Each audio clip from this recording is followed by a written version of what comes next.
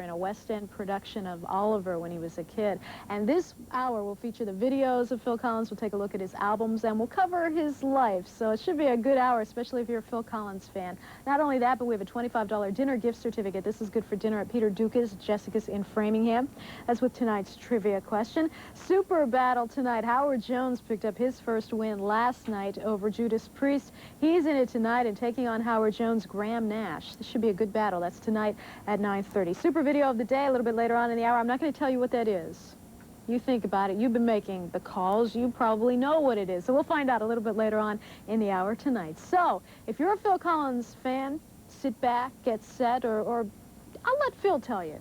You know, why don't you just sit back and relax and enjoy yourself? Have a cup of tea and a sort of a sandwich or a cucumber sandwich or hamburger or something, whatever you eat over there. I don't know, you fancy Americans. Anyway, just sit back and enjoy some of the best of British music, all right? Anyway,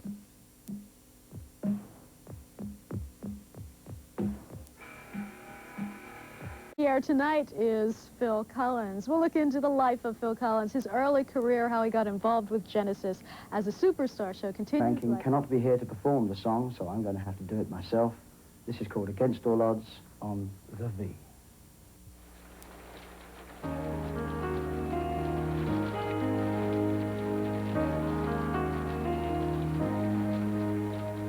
How can I just let you walk away? Just let you leave without a trace. When I stand here taking every breath with you. Ooh, you're the only one. Tonight, the V-66 Superstar Show features Phil Collins. His first band was called Flaming Youth, and they recorded one album, Arc 2. But by 19, Phil was ready to change, and he answered an ad in Melody Maker for a drummer. His audition landed him the position as drummer for Genesis.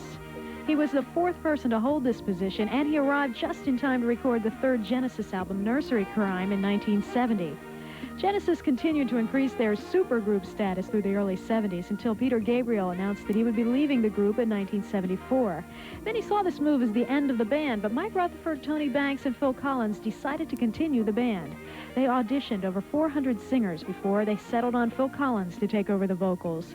Phil Collins still considers himself a drummer first, singer second. He sees himself as a singer only because no one else was available for the job.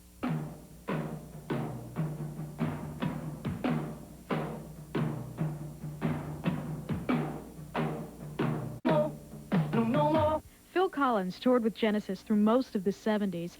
We all want to believe that touring with a rock band is only good, but it's not always true.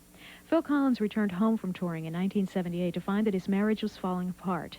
The failing marriage affected Phil to the point that both Mike Rutherford and Tony Banks suggested he work on his marriage and get his life in order while they recorded some solo material.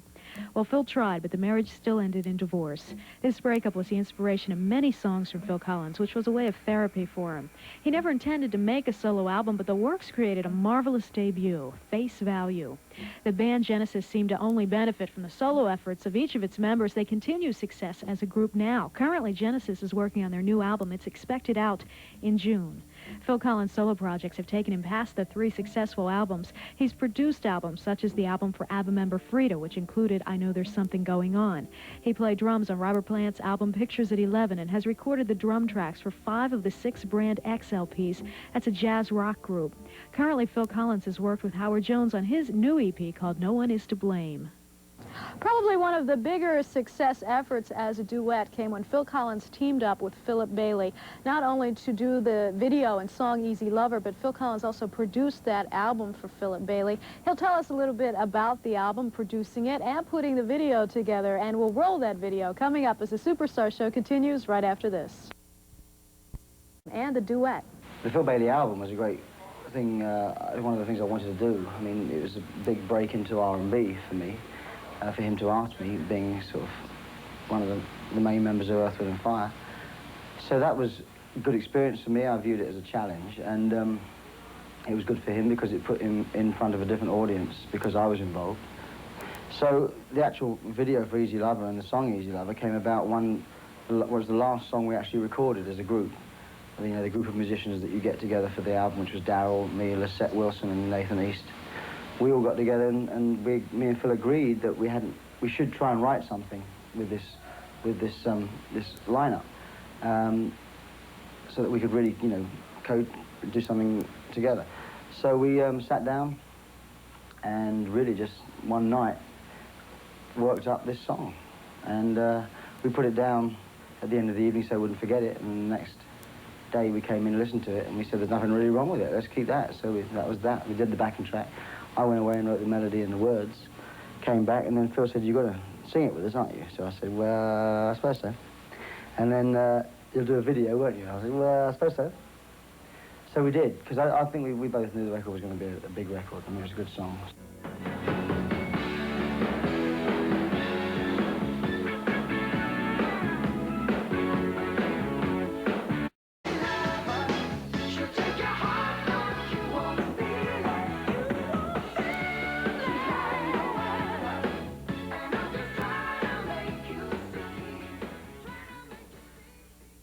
You're watching the V-66 Superstar Show, tonight featuring Phil Collins.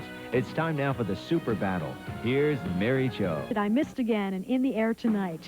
In 1983, Hello, I Must Be Going included the hits You Can't Hurry Love and I Don't Care Anymore.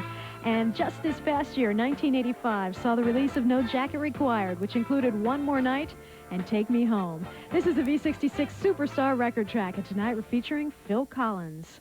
We had a chance to speak with Phil Collins last year, and one of the things we talked about was a video studio. Because the song was so different, as are a couple of other songs on the album, dance-wise, you know, there's more of a dance-orientated songs on the album this time. So I thought to highlight that change, I would do a video that would put me in that kind of circumstance, which is to say, we'd start off with the end of a song in the video, and very little applause, and then you go into there's new things, the studio, and that would, you know, set the place alight. And so I might almost have been doing one of my old songs just before we're doing the studio, and just that change, subconscious change.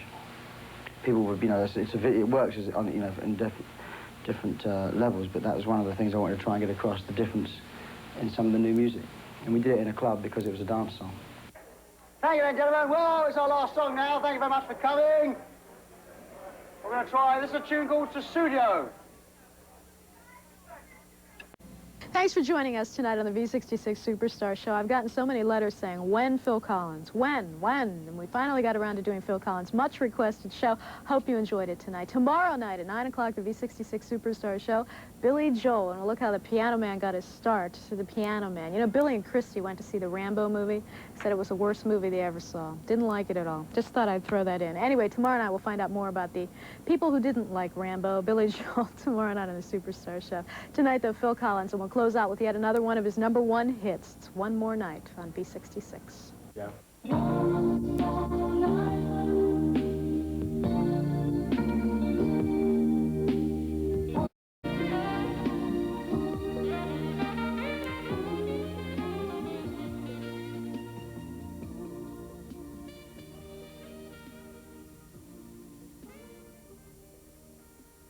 The Superstar Show was brought to you by Strawberries Records, Tapes, and Video, where an informed music buyer is their best customer.